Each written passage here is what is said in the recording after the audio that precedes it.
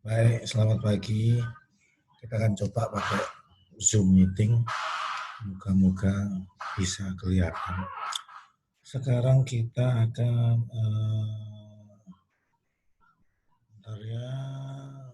kita akan bahas materi tentang konsep pendapatan nasional. Konsep pendapatan nasional kita mulai dari sabar.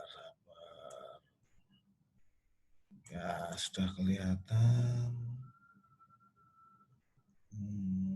Slide.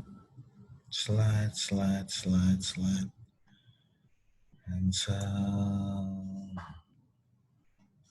Mana ya play-nya ya? Nggak ada. Mana play-nya? Oke. Langsung aja lah. Slideshow.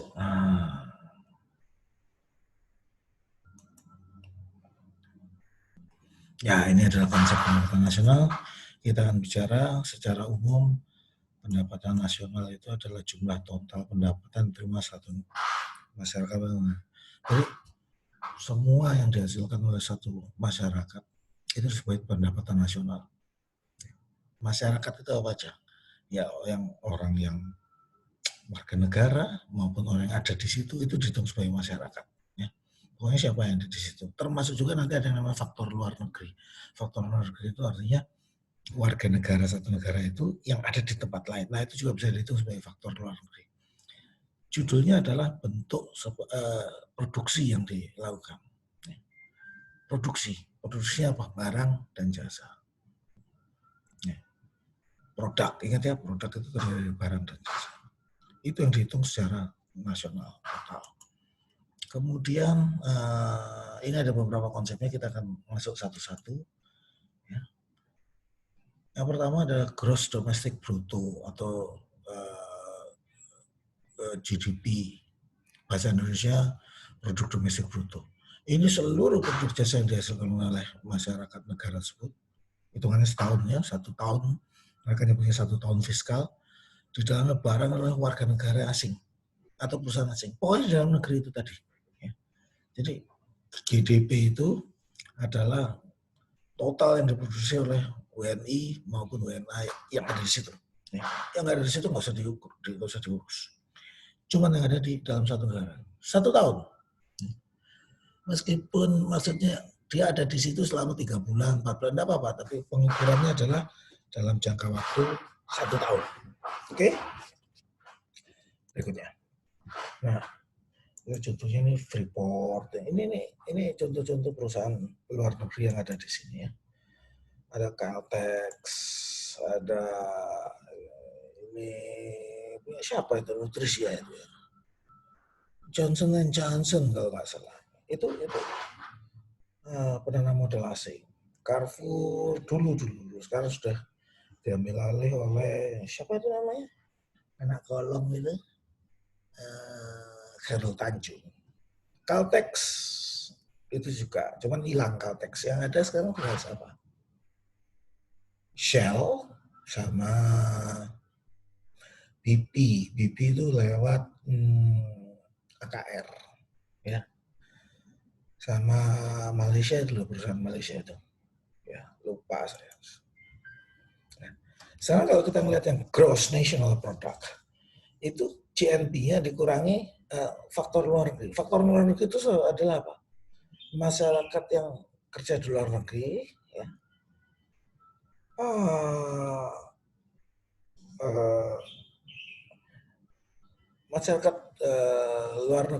masyarakat luar negeri diperbolehkan dihitung, tapi masyarakat yang warga negara asing ada di situ itu tidak dihitung, ya. Jadi sesuatu yang cuman orang Indonesianya, kalau Indonesia ya GNP Indonesia ya cuman GNP Indonesianya saja, ya. bukan yang lainnya. Oke. Nah, sekarang kita lihat. Oke, selamat datang ya. Nah, kita lihat dengan demikian pada perhitungan tersebut, maka produk-produk dalam negeri maupun orang-orang yang kerja di luar negeri itu nanti jadi lebih banyak mendatangkan devisa karena dia dihitung di dalam GNP itu tadi. GNP itu adalah gross. Ya, ada yang namanya net. Net itu adalah sudah dikurangin. Yang dikurangin ini apa? Penyusutan. Apa-apa yang dianggap penyusutan. Artinya gini, dulu produksi ada aset ya. Ada aset itu mesin umpamanya. Mesinnya dulu beli 25 juta. Nah setelah berapa tahun harganya itu bukan 25 juta lagi, tapi harganya bisa berapa? Nah, penyusutan turun berapa? Jadi dari 25 juta turun jadi tinggal 5 juta, 10 juta. Nah, net national product itu adalah yang dikurangin, GNP dikurangin penyusutan dari barang-barang modal tadi. Oke? Itu net national product. Berikutnya, net national income itu adalah satu pendapatan atau produk nasional itu sudah dikurangi dengan pajak nggak langsung. Pajak nggak langsung itu adalah segala unsur yang membentuk harga pasar. Nggak termasuk di dalamnya biaya faktor produksi. Contoh pajak nggak langsung itu adalah pajak penjualan, biaya masuk, biaya cukai. Kenapa tidak langsung? Pajak ini dapat dialihkan kepada pihak lain. Contoh, kalau umpamanya Anda bikin pajak penjualan, atau Anda bayar biaya cukai, atau Anda bayar biaya masuk. Itu pertama Anda bayar kan, tapi habis itu Anda tanggung nggak biayanya? Enggak kan? Biayanya apa yang terjadi? Anda masukkan di dalam komponen barang, harganya, terus Anda alihkan ke pihak lain. Siapa pihak lainnya? Pembeli. Pembeli yang nanggung daripada pajak penjualan Anda. Pembeli yang nanggung dari biaya masuk. Pembeli yang nanggung dari biaya cukai. Ya. Net national income adalah net national product dikurangi pajak tidak langsung. Nah, sekarang ada lagi personal income, pendapatan perseorangan. Itu adalah bagaimana net national income ditambah dengan transfer payment, ditambah dengan laba yang tidak dibagikan, laba perseroan, laba pasar tambah jaminan sosial. Ruwet ya, ruwet. Personal income itu adalah dari satu proses produksi, sebenarnya dia dapatnya cuma berapa. Nah, itu yang disebut personal income. Ya, kalau nggak salah nanti ada contohnya. Tapi pada prinsipnya intinya adalah personal income itu adalah kalau Anda jualan, katakan Anda jualan apa ya? Anda jualan kue, betul. Di dalam kue itu tadi, Malika, selamat datang, terus apa lagi itu? Ya, selamat datang. Sorry, sudah dibikin mute. Yang kita lihat adalah bagaimana dalam jualan kue tadi itu bisa kepotong tuh harga dasarnya berapa, terus kemudian punya siapa. Tinggal akhirnya yang benar-benar porsi dari si pembuat kue tadi itu yang disebut sebagai personal income. Nah sekarang ada lagi namanya disposable income. Disposable income itu adalah income yang bisa dipakai, mau dikonsumsi langsung, mau ditabung, pokoknya sudah bersih. Apa artinya personal income dikurangi oleh pajak? Ini pendapatan bersih. Ya. Oke. Berikutnya, loh hilang. Oh ini fontnya nggak kelihatan ini. Karena fontnya nggak kelihatan kita lewatin aja. Ada 2 slide, 3 slide fontnya nggak kelihatan. Ini pakai fontnya warna putih ini. Ya namanya juga. Masuk aja ke sini deh. Ini adalah rumus-rumus perhitungan pendapatan nasional yang ditambah. Kalau gross domestic product ditambah tambah apa? Pendapatan hasilnya mana. Sorry ya, berantakan ini sapi benar nih. Ini ada font yang hilang. Sudah ada apa-apa itu kesalahan saya nanti. Anda cari faktornya apa? Contoh-contoh, ini contoh yang paling gampang ya.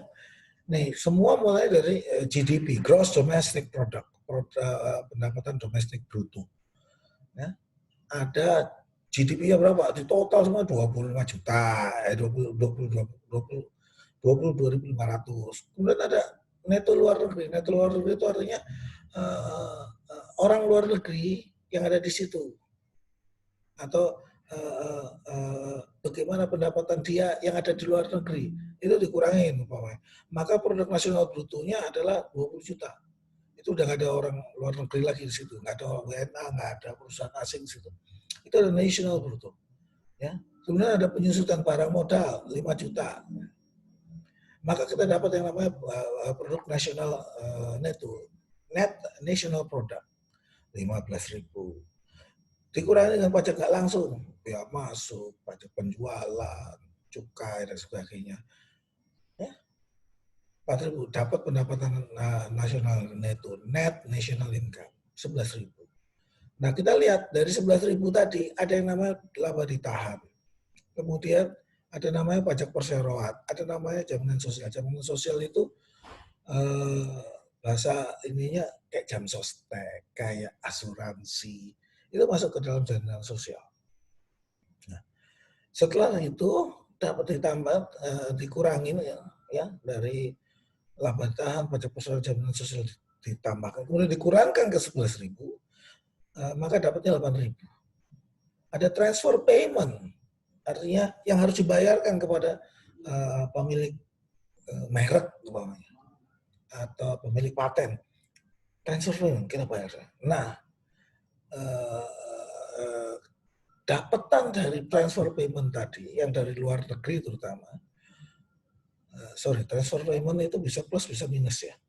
Tapi kalau transfer payment-nya itu masuk ke sini, ya, maka jadinya kita lihat itu disebut personal income. Berapa? 8.500. Oke. Dikurangi pajak langsung 2.000, maka kita dapat pendapatan bebasnya, disposable income, itu 6.500. Nah, di dalam 6.500 itu adalah itu yang terserah dia mau diapain. Mau dia buat konsumsi kek, mau dia buat nabung kek, itu terserah dia. Ya. Di situ yang seringkali kita lihat sebenarnya masyarakat menabung itu tergantung dari apa? Disposable income-nya cukup atau enggak. Kalau buat makan aja enggak cukup, ya bagaimana dia mau nabung? Kita lihat di situ makanya. Kita lihat berapa yang dia tabung. Kalau tabungannya, kita lihat pendapatan income, pendapatan bebas 6.500, kalau dia tabung 1.500, maka tingkat konsumsinya 5.000. Kurlepnya gitu, kurlep ya. Nah, ini adalah komponen-komponen dari pendapatan nasional. Ada komponen utama. Apa itu pendekatan pendapatan? Terdiri dari apa aja? Ada biaya-biaya ya. Ada sewa apa? Sewa mesin, sewa kantor, sewa pabrik dan sebagainya. Sewa peralatan. Ada upah siapa aja? Buruh. Terus kemudian outsource, kita masukin di biaya-biaya. Kemudian bunga, apa namanya bunga? Ya, kebanyakan kan minjem duit ya, minjem duit ke bank ya, ke rentenir legal itu tadi. Ya, itu kita masukkan ke dalam bunga atau interest. Baru ada laba profit, itu juga menjadi komponen di dalam ngitung pendapatan. Kemudian bagaimana produksi? Produksi apa aja? Nah, ini adalah pendekatan produksi itu ada ini sektor-sektornya. Ada pertanian, peternakan, kehutanan, perikanan. Kemudian ada lagi pertambangan, penggalian, industri pengolahan, listrik, bangunan, dan sebagainya. Upamanya contoh jualan cireng masuk ke mana kira-kira? Nah, jualan cireng bisa masuk, kalau cirengnya gede, maka dia masuk ke perdagangan. Kalau kecil, itu bisa jasa-jasa. Atau kadang-kadang di dalam perdagangan, ada juga perdagangan yang formal, ada yang informal. Nah, cireng itu masuknya jualan perdagangan informal. Konsumsi ada macam-macam. Ya. Yang pertama itu adalah pendekatan pengeluaran konsumsi sehari-hari yang dilakukan untuk bertahan hidup. Terus kemudian investasi, apa yang dilakukan untuk nabung, beli saham, berusaha, itu adalah investasi. Kemudian ada pengeluaran pemerintah. Pengeluaran pemerintah itu apa? Belanjanya. Apa aja? Gede pengeluaran pemerintah itu. Contoh paling gampang. Pemerintah itu juga beli kertas, beli pulpen, beli apa lagi. Nah itu gede loh itu. Kenapa? Jangan dilihat satuannya, tapi pemerintah, PNS-nya aja loh ada berapa, ANS-nya ada berapa. Begitu dihitung banyak, gede itu. Belanja pemerintah itu adalah segala sesuatu yang dilakukan oleh pemerintah dalam mengeluarkan duitnya. Kemudian ada faktor ekspor impor. Bagaimana dengan komponen yang lain? Ini masih ada yang lain. Sorry yang tadi. Gimana caranya balik? Ada komponen pendukung lainnya. Kita lihat. Termasuk juga di dalamnya adalah tabungan investasi. Ya. Oke. Let's go ahead. Ini adalah perhitungan pendapatan nasional. Baca aja lah kayaknya sih, nggak begitu susah nih.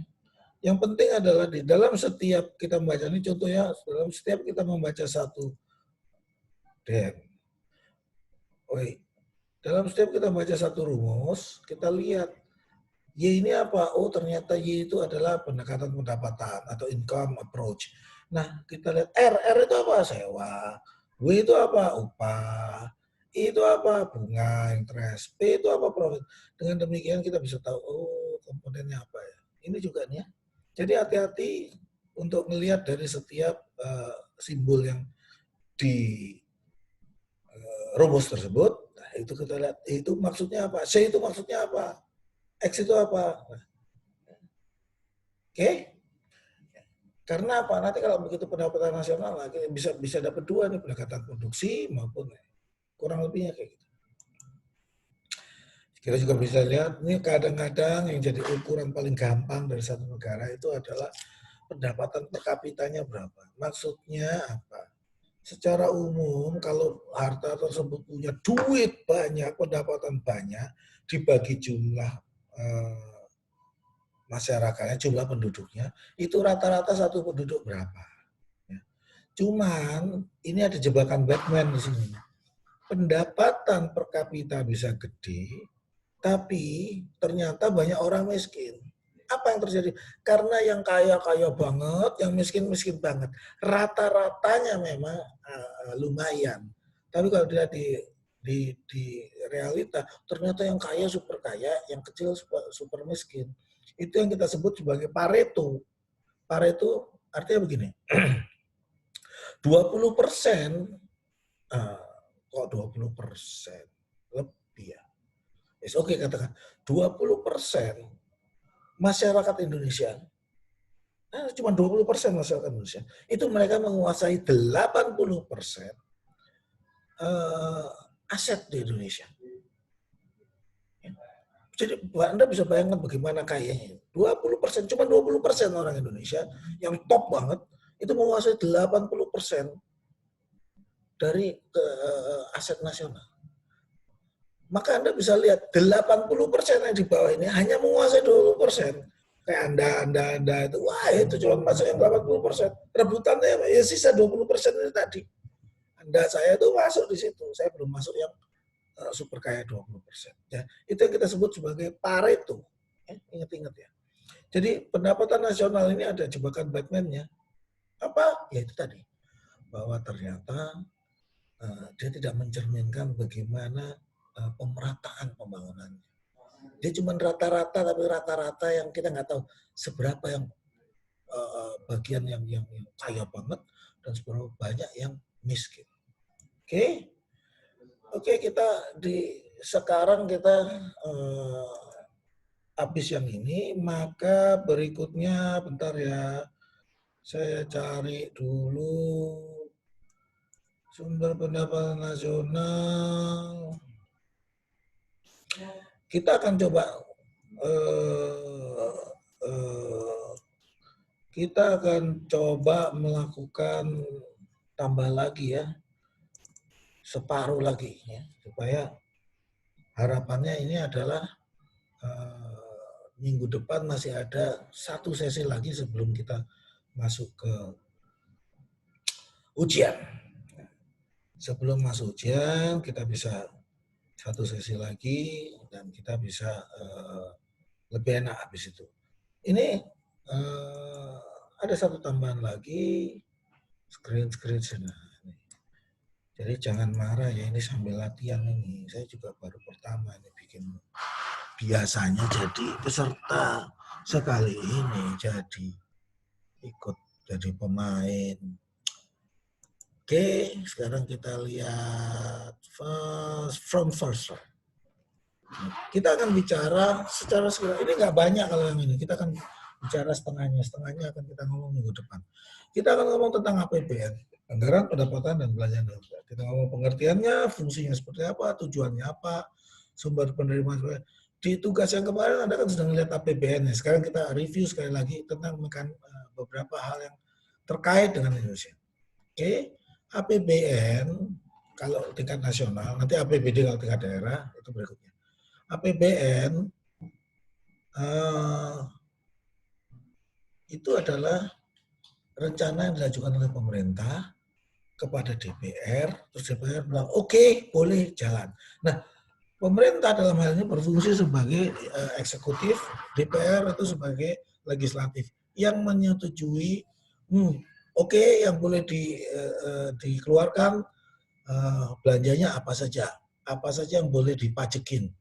Nah, tahu nggak yang paling gede persaingannya itu adalah di komisi anggaran. Kenapa? Dia menentukan proyek apa yang boleh dijalankan oleh pemerintah. Ini yang jadi masalah seringkali mereka ngasih bintang. Apa bintang? Nanti kamu mau buka jalan di Tondano, Anda mau buka jalan 200 kilo. Nah, dia kan tanya, 200 kilo duitnya ada ya? Pemenang yang dapat tendernya siapa aja. Nah, itu diatur kadang-kadang oleh Pak DPR. Gimana cara memberantasnya? Salah satunya adalah menggunakan e-procurement, e-tender. Ya. Moga-moga itu bisa semakin transparan. Ini jadi prinsipnya adalah rencana tahunan supaya apa? Pemerintahnya nggak ugal-ugalan. Dikontrol oleh rakyat, dalam hal ini oleh wakil rakyat yang terhormat. Oke. Nah, fungsi APBN itu ada banyak. Nah, apa aja? Mari kita lihat.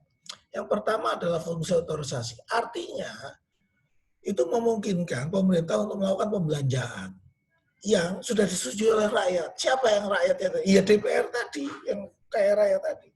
Terus kemudian ada fungsi perencanaan. Artinya apa?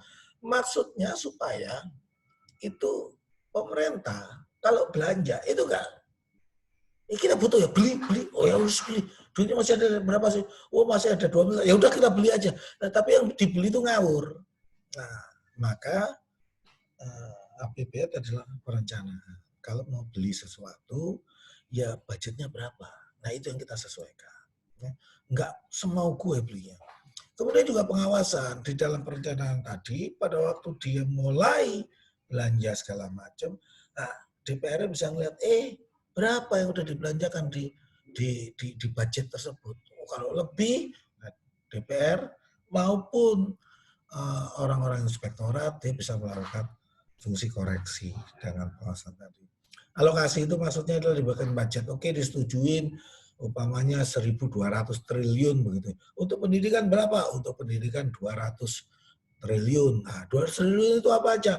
Salah satunya untuk sekolah, untuk kursus ASN, untuk guru. Nah, itu dibagi-bagi. Ya. Ada juga yang untuk dosen. Cuman saya nggak dapat. Yang lain yang dapat, terutama negeri. Ya, doain aja. Nah, itu dialokasikan. Biar nggak ngawur. Masing-masing dapat posnya sendiri. Oke. Kemudian adalah fungsi distribusi. Adalah bagaimana kita melihat dari pos itu tadi terjadi keseimbangan. Jangan sampai Umpamanya pendidikannya banyak sekali, tapi tidak ada pertahanan keamanan. Terus kemudian pertahanan keamanannya gede, tapi nggak ada pembangunan infrastruktur, nggak ada pembangunan jalan yang baru, nggak ada pemeliharaan jalan. Jalannya ada banyak, panjang sudah banyak, tapi bolong-bolong nggak ada yang bisa benerin. Kenapa? Nggak ada dananya, nggak ada alokasinya. Ya, itu berikutnya. Apa yang berikutnya? Sudah lupakan. Tujuannya adalah stabilitas. Anda tahu defisit anggaran nggak? Defisit anggaran itu begini. Kalau yang normal, kalau kita punya pengeluaran 100 semuanya, biar aman tuh apa? Maka kita harus cari pendapatan 100. Nah ini namanya pas, offset. Tapi tatkala pengeluarannya, belanjanya lebih gede daripada pendapatan, nah, ini kurang kan? Nah, ini disebut defisit. Nutup defisitnya pakai apa? Di dalam negeri udah nggak ada. Maka salah satunya nutup defisitnya tadi, faktor produksinya ternyata kurang, pendapatannya kurang. Maka ini ditutupnya dengan apa? Utang. Paling gampang itu dengan utang. Jadi defisit anggaran itu memang sengaja dibuat. Maksudnya apa? Supaya ini pendapatan ini terus membuat ekonomi berkembang lebih cepat. Nah, nutupnya apa? Utang. Sebagaimana kalau Anda punya perusahaan, perusahaannya mau gede, volumenya lebih besar, salah satu caranya apa? Dengan leverage, menggunakan utang. Itu udah biasa di dalam ekonomi dunia. Termasuk di dalam itu, kalau ekonomi Islam apa? Bukan utang namanya, bagi hasil. Tapi sebenarnya sama aja lah. Tata caranya agak beda. Tapi prinsipnya adalah menggunakan kekuatan pihak lain untuk menambah modalnya tadi, ya, menambah pendapatan, sehingga dia balance, kita sebut. Balance. Oke, nah ini kemudian itu juga pedoman penerimaan, juga untuk melihat prioritas belanjanya apa aja yang dia belanjain. Ya. Indonesia dulu di zaman tahun 60-an, 50-an tepatnya, 60, 50, 60. Kita belanja paling banyak apa? Persenjataan. Kita salah satu angkatan udara terkuat ketiga setelah kala itu ya, setelah Amerika dan Rusia dan Soviet. Kita paling kuat. Cuman hasilnya apa? Dalam negeri kacau balau. Duitnya loh dibeliin pesawat, sementara jalan, pabrik itu pada terpuruk kala itu. Kenapa? Ekonominya ngomong kita ekonomi terpimpin, urusannya apa? Ganyang Malaysia, ruwet kita waktu itu. Okay? Nah, dengan ini kita bisa melihat bagaimana prioritasnya untuk melakukan belanja. APBN juga membantu terjadinya efisiensi dan keadilan. Artinya gini, ada yang harus kita utamakan. Contoh, bagaimana rakyat di pedalaman itu bisa menikmati bahwa iya kita memang ada pembangunan. Contoh, kalau cuma ngikut jumlah orangnya, maka yang dibangun cuma tanah Jawa. Kalau tanah Jawa aja dibangun terus, buahku sudah kayak negeri dongeng.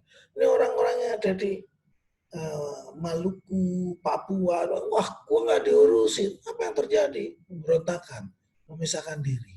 Maka, sebagaimana amanat dari Undang-Undang Dasar, kita adalah malah Pancasila itu ngomong memberikan keadilan sosial bagi seluruh rakyat Indonesia. Nah, itu mereka harus kita perhatikan. Itu yang disebut sebagai distribusi. Ya. Itu prioritas. Ada yang memang untuk jumlah orangnya banyak, ada yang memang untuk mendorong supaya terjadi kegiatan ekonomi di situ. Itulah fungsi-fungsi tujuan dari ini. Penetapannya ini adalah hari per hari, minggu per minggu bagaimana. Tapi prinsipnya itu dimulai dari saudara pemerintah, ya, mengajukan, terus kemudian mereka menggodok tuh masing-masing tuh satu. Seperti biasa di dalam kuliah saya, Anda cukup baca aja, oh kurang lebih seperti ini. Anda tidak perlu ngapalin. Menghafal itu urusannya mesin, karena saya akan terlalu open book. Cuman Anda mesti tahu, prosesnya kayak begini. Anda jadi di dalam itu jadi semacam indeks. Kalau ada orang nanya, Anda bisa bilang, oh gue tahu, netapin APBN itu gimana caranya. Minggu per minggu, gimana nih? Anda tunjukin, ini caranya. Urlepnya seperti itu. Nggak usah dihafalin. Kasihan, nanti IQ Anda akan banyak turun kalau kebanyakan ngafal. Ya, nah, tadi kan kita bilang, ada belanjanya, terus ada pendapatan. Namanya anggaran pendapatan belanja. Belanjanya kita udah ngomong. Sekarang kita lihat pendapatannya. Pendapatannya ini sumbernya ini, termasuk juga kapan supaya balance, kapan supaya nutup defisit. Nih, penerimaan dalam negeri paling gede, penerimaan paling gede itu ada di pajak. Baik pajak dalam negeri maupun pajak perdagangan internasional. Apa pajak perdagangan internasional? Ekspor, impor, ya. Terus kemudian cukai. Itu adalah pajak pendapatan yang dari luar negeri. Ya. Umpamanya Anda bawa yang lagi ngetop itu bawa sepeda Brompton dari luar negeri harganya sekitar 20 juta. 20 juta masuk sini, 15-20 juta masuk sini, bayar pajaknya 5 juta, dijual 50 juta, masih margin. Negara juga senang. Apa? Bayar pajaknya. Kemudian ada penerimaan bukan pajak. Apa itu penerimaan sumber daya alam? Apa penerimaan sumber daya alam? Contohnya apa? Minyak. Pada waktu Chevron melakukan pengeboran minyak, maka ada yang namanya gross split. Gross split itu artinya mereka berhasil memompa minyak katakan 1 juta liter gitu ya. 1 juta liter. Gross split 30-70 itu ngomongnya begini. Dari 1 juta liter, yang 1 juta, kalau 70%-nya berapa? 700. Dari 1 juta liter produksi, 700.000 liter itu punya pemerintah. Yang 300.000 itu punyanya siapa tadi? Chevron. Nah itu disebut gross split. Nah 700.000 tadi itu yang punya pemerintah, itu masuk di sini nih penerimaan sumber daya alam. Oke. Terus kemudian laba BUMN. Tahu dong BUMN mana aja. Terus kemudian penerimaan negara bukan pajak. Penerimaan negara bukan pajak itu apa contohnya? Surat tilang, izin, izin. Apa izinnya? Izin rencana bangunan, izin amatir radio, izin perangkat, izin frekuensi, izin macam-macam. Cuma satu yang mereka nggak bisa mengeluarkan izin. Surat izin atau surat keterangan tidak mampu berpuasa. Nah itu nggak ada itu. Nggak boleh kayaknya. Ya. Oke. Terus kemudian ada lagi sumber pendapatannya apa lagi? Hibah. Hibah itu apa? Dari kadang-kadang ada negara yang karena kepingin mendekati kita atau ada pihak ingin mendekati kita, udah deh nih, aku kasih sampean itu bantuan berupa apa? Berupa peralatan harganya 2 triliun. Nih tak kasih. Terus gimana? Namanya kasih, ya itu namanya hibah. Itu harus dicatatkan sebagai pendapatan. Bentuknya bisa dalam bentuk natural, artinya bukan duit langsung. Oke? Nah, kalau pengeluaran negara itu ada dua secara umum. Tadi pendapatan ya, sekarang pengeluaran. Pengeluarannya ada eksklusif, ada yang bentuknya transfer. Sifatnya seperti itu. Kalau menurut jenisnya ada belanja macam-macam tuh. Belanja pegawai, belanja barang, belanja modal, bayar bunga utang dan sebagainya. Anda bisa lihat. Yang menarik adalah seperti biasa namanya internet, kalau dikasih tahu semua nanti ada bosan. Maka ada challenge. Apa yang dimaksud pengeluaran negara eksklusif sama transfer? Cari tahu. Oke. Enak, jadi dosen itu enak. Kalau dia lihat ada yang kurang, mahasiswa yang disuruh. Jadi nikmatilah derita Anda sebagai mahasiswa. Makanya cepat-cepat lulus, habis itu kalau ada kesempatan ambil S2, terus jadi dosen, nah Anda bisa tanda petik ya bersenang-senang kayak saya. Kurlepnya gitu, kurlep. Nah, kemudian menurut fungsinya apa aja? Pelayanan umum, ketertiban, dan sebagainya. Oke? Nah, organisasinya apa? Gimana dibaginya di dalam kementerian, lembaga. Nah, apa bedanya kementerian sama lembaga? Ayo. Kementerian jelas, Kementerian Sosial, Kementerian Pendidikan dan Kebudayaan, Kementerian Pertahanan, jelas judulnya. Kalau lembaga apa? Lembaga itu salah satu nama badan. Oh, apa? BNPB, BMG. Jadi nama badan. Itu adalah satu, bukan kementerian, tapi dipimpin oleh orang yang kurang lebih setara dengan menteri. Itu lapornya sama Pak Presiden. Terus lembaga apa lagi yang pengeluarannya harus dihitung? Ya benar, DPR, MPR. Gaji loh dia. Yang kedua, gedungnya mesti disediakan, listriknya mesti dibayarin, stafnya mesti dibayar. Nah itu masuk di dalam pengeluaran dari lembaga negara. Ya, termasuk juga di sektor kehakiman, yudikatif itu juga dimasukkan di dalam APBN. Belanja daerah enggak. Itu minggu depan aja. Oke.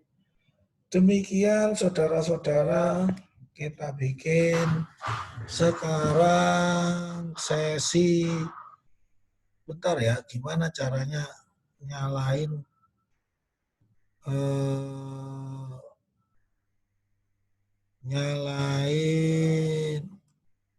mic Anda. Setting di mana setting? Reaction manage.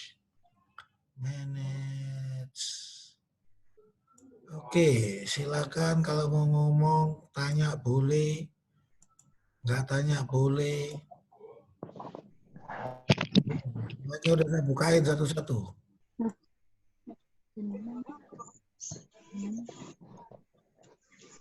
Ya. Apa kabar, Neng? Siapa mau ngomong? Malika, apa kabar Malika? Baik, Pak. Wah, ya. Ini sebenarnya kalau meeting begini, Pak,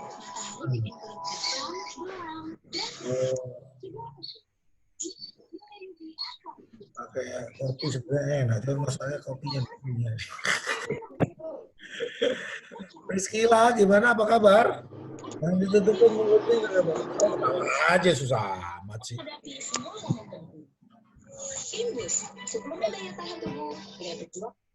Oke, ya, jadi secara umum Anda bisa lihat itu bahannya ada semua bahannya semua sudah ada di Classroom. Kalau nanti saya berhasil, rekaman ini akan saya upload. Doakan aja berhasil. Ini judulnya di recording, cuma nanti bagaimana ngambil recording uploadnya doakan untuk berhasil. Rencana kuliahnya adalah tanggal 8 kita mau ujian. Ya, saya kasih tahu satu yang ujian ini masih gelap loh. Saya matiin dulu yang ya, banyak suara.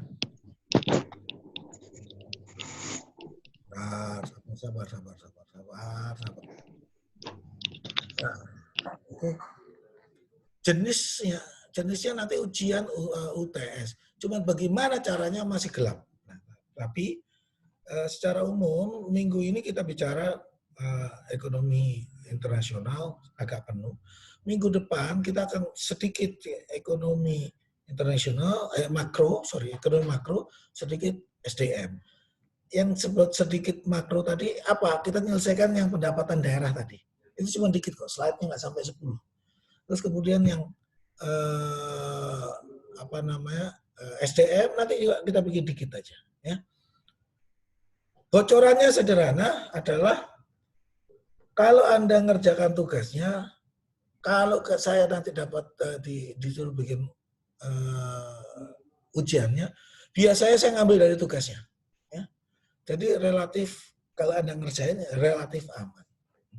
Tentu saja harapannya karena enaknya begitu ya, karena ini online harapannya di rumah masing-masing, jawabannya juga sendiri-sendiri. Harapannya kurang lebih begitu. Oke, karena ini adalah fasilitas yang tidak bayar, gratis, konsekuensinya apa? Konsekuensinya waktunya terbatas. Sebelum ini diputus sama Zoom, nah saya berikan kesempatan untuk Anda berkomentar. Silahkan.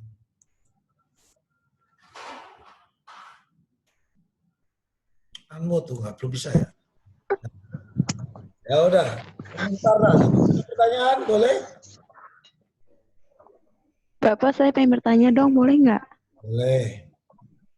Kan kata Bapak, yang katanya iya, yang katanya APBN kan itu ada anggarannya. Itu kayak misalnya anggaran, kayak misalnya pembelanjaan itu dapat dari mana, Pak? Nah, ini lihat ya. APBN, anggaran, pendapatan, dan belanja. Belanjanya jelas nih. Oh, buat gaji pegawai, buat bayar listrik, itu adalah anggaran rutin, pengeluaran rutin. Oh, berarti beda-beda ya? Ya, ya. Itu untuk belanja. Oh. Pendapatannya yang utama apa tadi? Pajak. Pajak. Nah, pajak pendapatan. Pendapatan bukan pajak. Itu yang utama. Ya. Kita cuma hidup kan utama dari pajak dan pendapatan pajak. Pendapatan pajak itu apa aja? Tadi saya cerita tentang bagaimana kalau dapat ngebor minyak, dapat gross plate, bagaimana izin-izin, bagaimana kalau Anda didenda, kalau Anda, apalagi ya, pendapatan nasional bukan, Anda ditilang, bayar kan? Nah itu masuk di PNBP, pendapatan nasional bukan pajak. Oke, lagi pertanyaan? Terus kalau misalnya masalah UTS itu kayak Bapak ngambil dari itu ya, dari yang katanya tugas sehari-hari. Ya, insya Allah dari Bapak situ. kasih. Oh ya. Insya Allah dari situ. Ada lagi? Oke, kalau nggak ada lagi, ya seperti biasa kan kita masih punya satu, kita masih punya WA group. Yang kedua, masih ada di situ di Google Classroom. Tanyain di situ ya. Ini soalnya sudah bunyi di tempat saya ini. Oke. Jadi dengan demikian saya menyatakan terima kasih. Kurang ya, banyak kurangnya, namanya juga baru latihan pertama kali. Kita bisa ketemu lagi di acara berikutnya. Saya mohon maaf, mohon pamit. Assalamualaikum warahmatullahi wabarakatuh.